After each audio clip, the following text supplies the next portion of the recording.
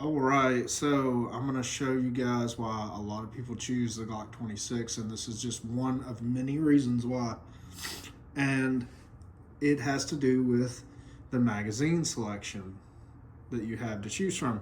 So right now I have a Magpul brand Glock mag GL9. It holds 12, and it has a little extension at the bottom so you can get a full grip.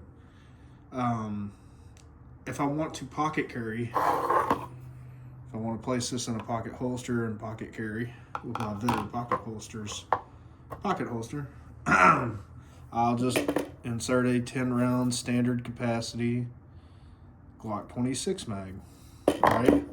That's all I got to do, and boom, there, it's going in my pocket. Now, you can also get extended magazines. This is a Magpul GL9 27 rounder, 27 rounds, 10 rounds, 12 rounds.